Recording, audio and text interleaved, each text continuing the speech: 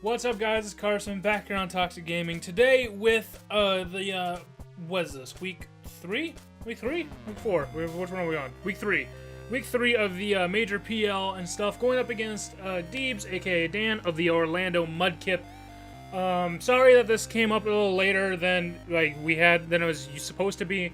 It was supposed to be up yesterday, but this rendering literally kept crashing over and over and over again, so I had to basically start from scratch, edit everything, re-record everything. It was a process, so let's just be honest with that. But we're going up against Deebz and stuff with his team and everything for the MPL. If you still are one of those people that want to skip to the battle and not know the full in-depth of the team, by all means, that's okay. There'll be a timestamp on your screen somewhere, to tell you where to go for the battle and such. It's understandable if that's what you want to do. Some people, that's what they do. But I don't feel the point of making the team builders into second battles or into second videos. Some people don't want to see them anyway, so it's like, well, just you can skip ahead. It's all fine. But getting into Deebz' team, his draft consisted of Celesteela, which was his offensive Z user, Dugtrio, Tyranitar, Virizion. Virizion was also a Super Z user for him, Mega Altaria, Alakazam, Tentacruel, Stoutland, Landoi, Delphox, and Aron. Aron being a Super Z user as a 5-point mon as well. He had Golurk and Crobat previously, but he dropped them for Landoi and, not Stealthrox, and Delphox. Landoi is Sand Force, it's not Sheer Force. He's not going to get the Life Orb, Sheer Force, Broken Landoi, the Uber's Landoi. So I wasn't too worried about that. But again, his team, Celesteela to me is always a threat. It's always something that you need to watch what you sack to it if you have to sack something to it. If you don't have to, you don't. Because that'll get Celesteela going. And he had kind of a cool little sand team going. I was interested to see if Stoutland would show up, and as you can see on your screen, it did show up. I'll get to that in a second. But I wasn't too worried overall as far as, offensive power from him. Mega Altaria, it's pretty strong, but it's not, a true, to me, without setup, it's not the strongest thing in the world, and it keeps, I think, base 80 speed after Mega Evolving, so, it's not that fast either. So I was okay with dealing with that. But going to our team, we actually have one of our newly picked up mons. I believe this might have been the week. Yeah, this was the week these went live. I actually ended up dropping both, who were they? Tyrantrum and Gengar. Sadly, both of them had to go. Found out kind of after the draft that I benefited a lot more of dropping those two for two other mons that I thought would have gone in the draft. One of those being the man we're going to lead off with, which is Sid Vicious, our Aerodactyl. He has a Focus Sash, Unnerved for the ability, just because, Pressure would be really cool.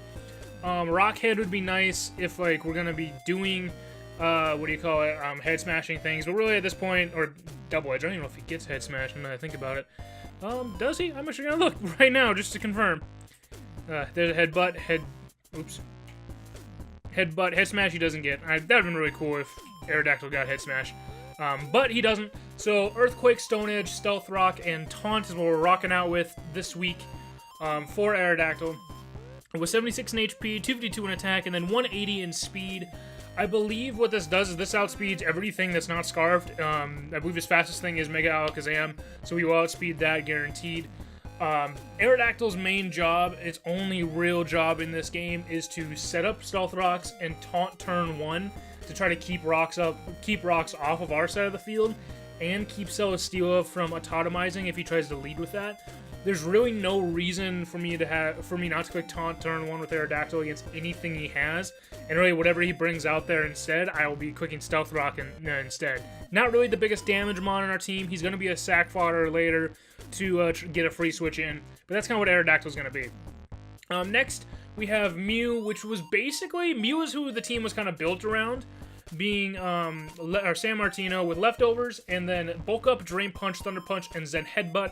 252 in HP, 60 in attack, 28 in defense, 68 in special defense, and then 100 in speed. If I remember right, the 100 in speed, it was for basically taking on anything that was under the 101, which was his next fastest mon, being the Landoi. He had a speed gap between 80 and 101, So like I felt I could abuse that by having not the fastest Mew, but having a more bulky Mew. Really, that's as fast as I really needed to be. And once I got my bulk ups, I could basically do as much damage as I needed.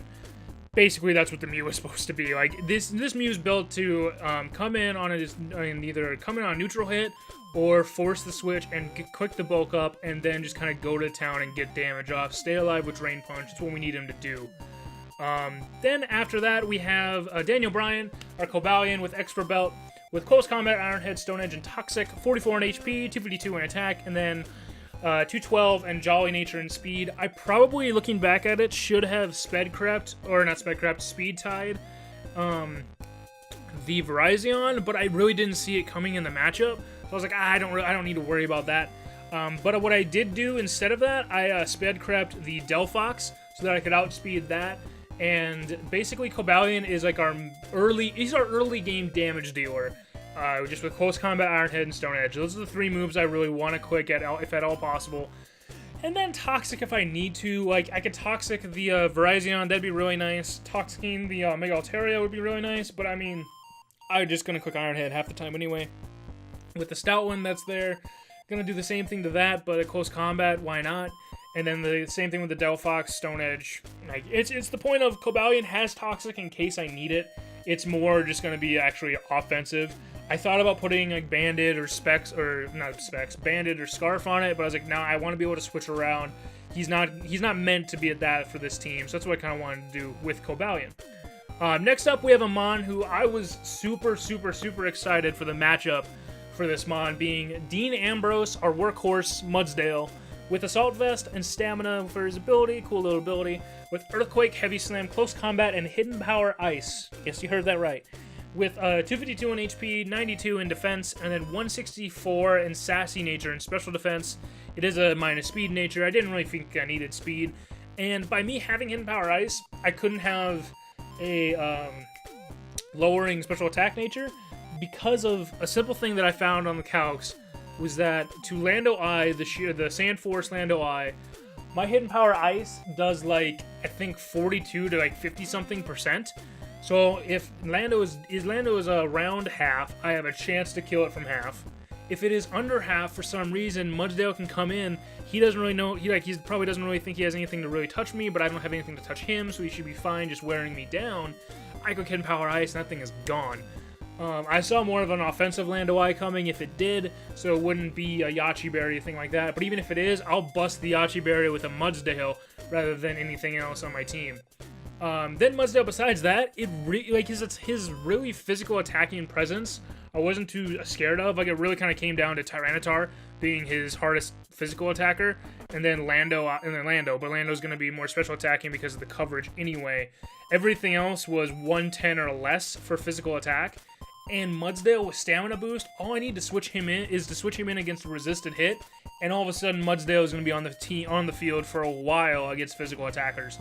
The Assault Vest and 164 in Special Defense actually lets me not get 3-hit KO'd by Alakazam's Energy Ball. I think it's like a 30 maybe, I think, % chance to get 3-hit KO'd. Like, it's not guaranteed. And then I think it's probably around the same chance from a Grass Knot from a Delphox. So, like, again, not getting one-shot by things that should one-shot me, and then getting so heavy damage on Earthquake, or with Earthquake to those Mons. More than likely knocking out Delphox, and then dropping Alakazam guaranteed to a Sash if he had one.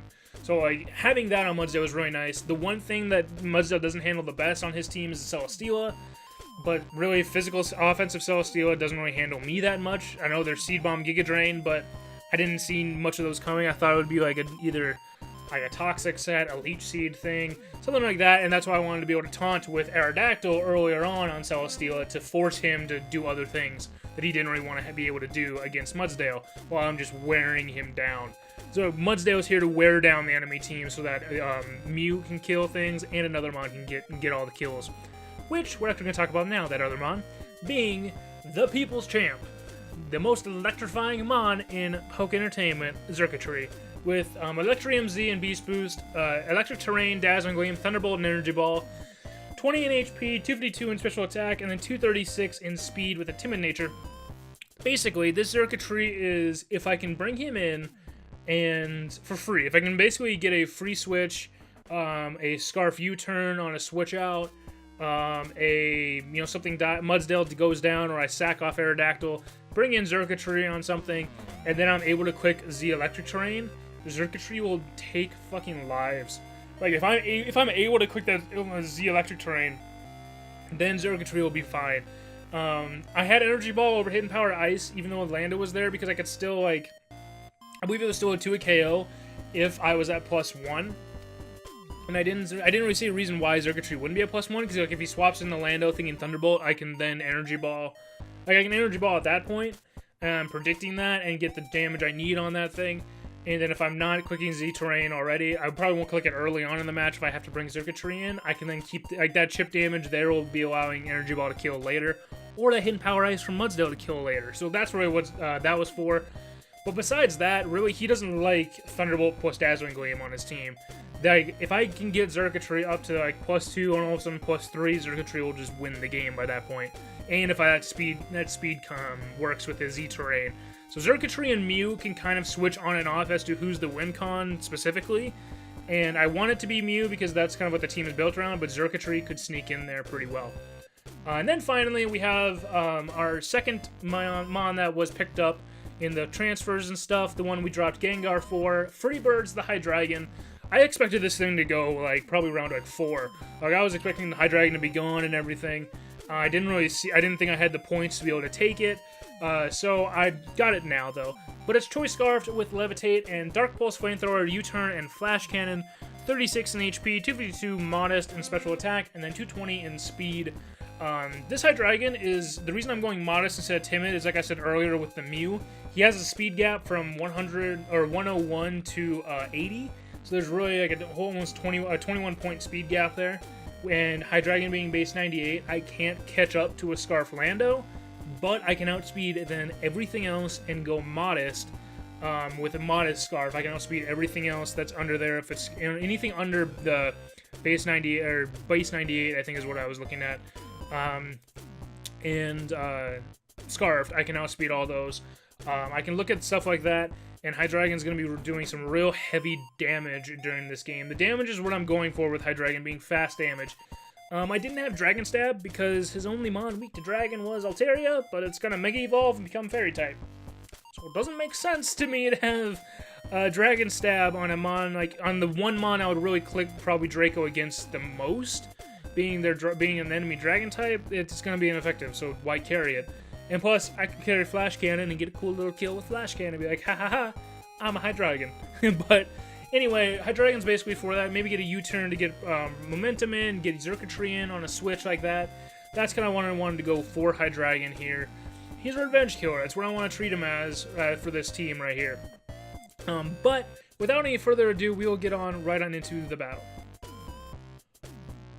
Okay guys, we're in here with the battle and such. If you decide to skip ahead from the team builder, I'm going to be leading with Sid Vicious, our Sash Aerodactyl, Sash Taunt with Stealth Rocks, and he's actually leading with his Tyranitar. And right here, I know I'm clicking Taunt turn 1. I don't want this thing set up.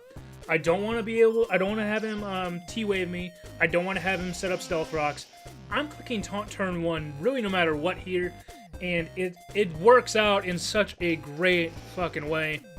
Taunting a T-Tar probably isn't the best idea all the time, but he can't use Stealth Rocks, so fuck you. And here he decides to switch out, telling me that he really doesn't have much to touch me on T-Tar. It's probably a defensive one, and he goes into Celesteela. On this switch, I went for Stealth Rock. I knew even if he attacked me, I was going to get Rocks up. That's really what I wanted.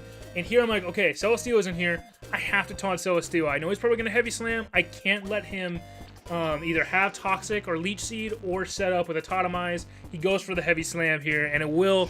I believe the calcs I was looking at, it shouldn't have taken me all the way down to Sash, but again, I don't know, for some reason maybe my calcs with Celesteela were wrong and I got down to Sash. Either way, I was fine. I just knew I couldn't sack Aerodactyl to Celesteela and give him +1, so I had to switch him out and go into Mudsdale, the Mon, to take this stuff from Celesteela, and we see it as Giga Drain. So that was interesting. We see also Giga Drain does nothing to me. And like now I get my stamina boost. He knows he can only really quick Giga Drain on me. This kind of confirms in my head that he's more offensive and he probably doesn't have Toxic. But still, with the stamina boost, you can see, like, I can quick close combat here and be okay afterwards. And I'm doing a lot more damage than he's probably healing back. Because I think a good drain only heals like half of you. So I'm doing more damage to him than he can do to me. And he already decides to switch out on that and go into his Altaria. I'm clicking close combat because, like, with me being slower, me getting to -2 after 2 close combats is fine, because he's only going to hit me on a -1, and we saw how well the neutral hit did. And that close combat actually did a pretty decent chunk to a dragon flying Altaria. But here he's switching the Altaria, and I'm like, okay, he's either going to 1, roost up, 2, set up, or 3, hit me physically and I can live it. I'm staying in, and I'm clicking Heavy Slam, because if he does anything besides roost, he's dead. Like, it doesn't matter what he hits me with. He's dead. But he does go for the roost here. Probably, maybe expecting me to switch out. Either way, he knew he needed health on this Altaria. So I'm really kind of excited to say that Mudsdale here, he's looking pretty well as we're going to go for the Heavy Slam. And we see that Mudsdale, if I need to, can 1v1 this Altaria. Like, I can easily 2-hit KO him. The Sandstorm damage doesn't really matter. It would have been a 2-hit KO with the Heavy Slam anyway, so he knows that. He has to switch out. He's going into his Delphox, and here I just decided to click Heavy Slam again. I had no reason not to, because any damage against his team is good damage, and Heavy Slam isn't going to do that much to Delphox, like, let's be honest, but I do drop it under half, like just under half, which is really cool. But since I'm at -2 special defense, even with my Assault Vest, I wasn't confident of living a Grass Knot from the Delphox, so I decided to switch out into High Dragon, resisted to anything he was going to do, resisted or immune to anything he was going to go for. He goes for the Fire Blast. Maybe a little risky because of him possibly having Dazzle, but I couldn't see him predicting Hydreigon and clicking Dazzle.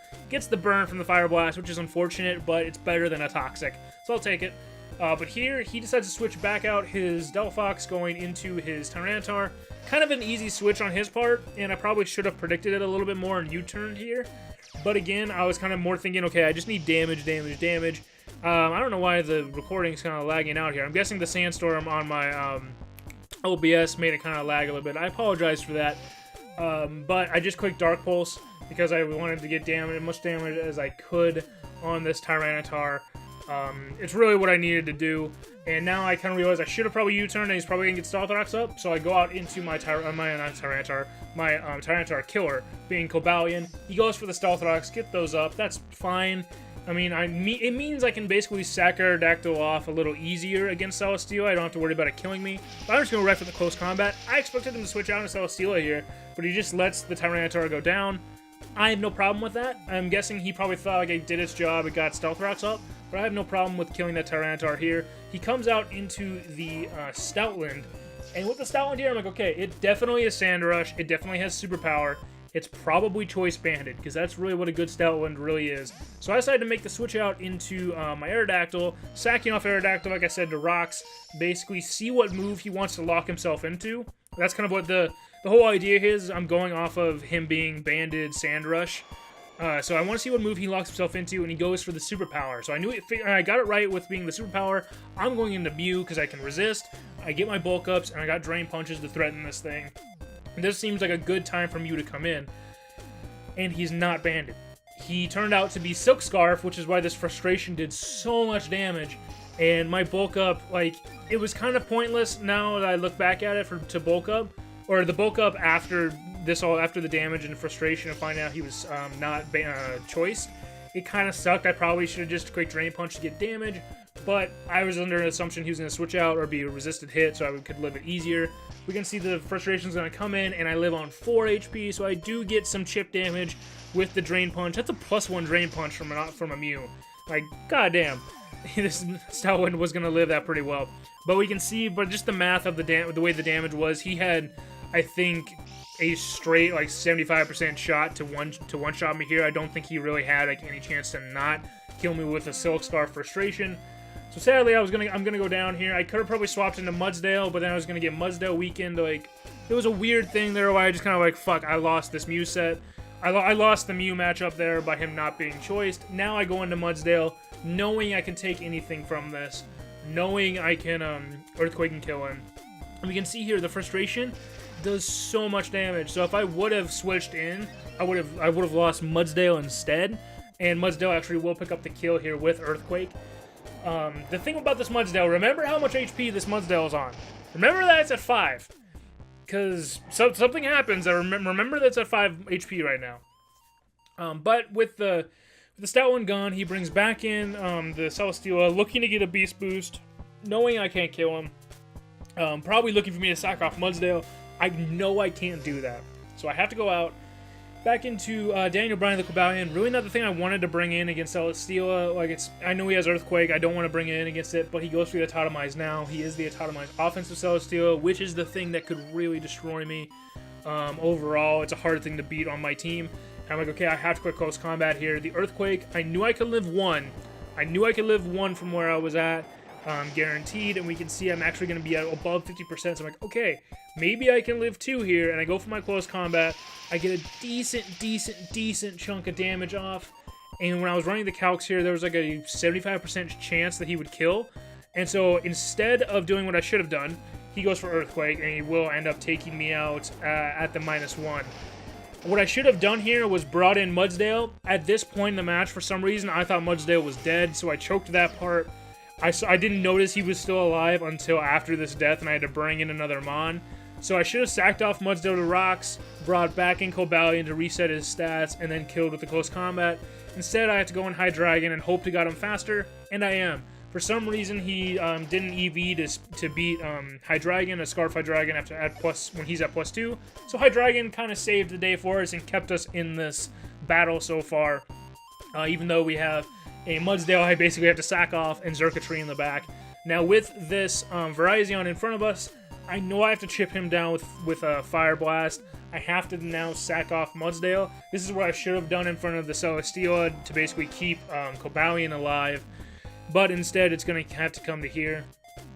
And I'm going to basically drop Mudsdale to the spikes to see what he was going to do. He goes for the Energy Ball. I was hoping he was like choiced, so now I could come into High Dragon, get a good Fire Blast off on anything on his team. Nothing on his team right at this point appreciated 2 Fire Blasts, and he does switch out. Again, back of my mind, I'm thinking that thing is choiced, and he brings in the Delphox to take the Fire Blast. Good switch on his part. Even after the rocks, it was going to be a 2-hit KO, but I miss, because you know, it ain't gonna be a battle without me missing a move. So that really sucks. But he's actually gonna stay in, and I go for the Fire Blast and hit this time, and we see he lives, like, I swear to God, on 1 HP, and he actually goes for his own Fire Blast and misses as well. So luckily the miss kind of like traded back and forth and got kind of an even playing field for us afterwards. We had an extra turn of burn damage, which was unfortunate, but we do hit the last Fire Blast and do pick up the kill on Delphox, which is what we should have done on the first one. My bet we should have done it on the first one, just got a low roll with it. And we actually live on 1 HP, thanks to this burn. If this burn wasn't with us, we'd be a lot higher HP, but we live on 1. He brings us in, and I know he's going to roost. I'm like, the good play here is to roost on his part, but I'm hoping to God that he gets like a little bit kind of greedy and quicks of attacking move too fast. So I go for my Fire Blast, get the damage I want, but he does go for the roost. Good play. Like, it's the play he needed to make. There was no other reason for him to make anything else. I was hoping maybe he would like be a little too excited and click the move by accident, but it didn't work out that way. So High Dragon, Free Bird will go down to burn, which is really sad. But now comes in my Xurkitree, and here I realized I can't kill with Dazzling Gleam if I set up the E-Terrain, so I have to kill with, I have to basically attack with Dazzling Gleam. I can't set up the Electric Terrain, and I end up don't killing with it, and he goes for the Hyper Voice. He was apparently mixed, I think, with Earthquake as well, and then Toxic. I live it. I'm going to live the Hyper Voice, and I go for the Dazzling Gleam again.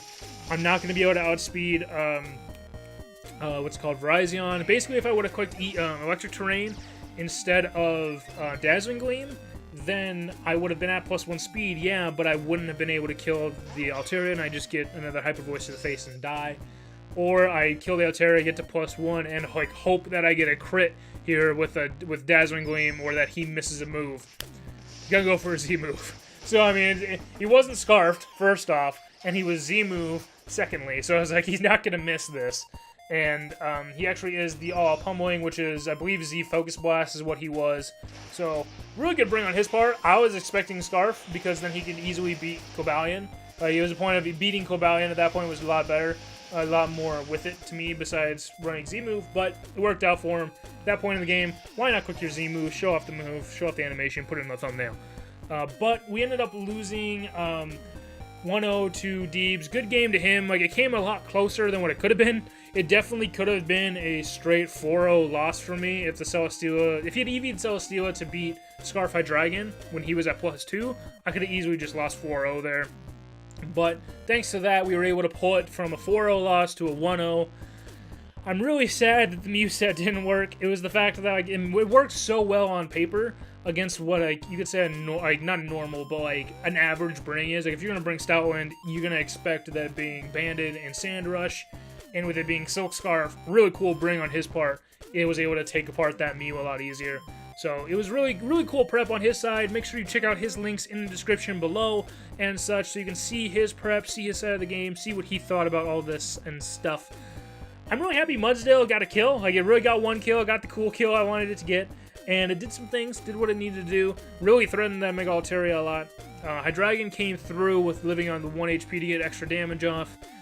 I feel bad for how I played Cobalion. Like, I should have played it better. I should have brought in Mudsdale and sacked that off to bring Cobalion back in to kill.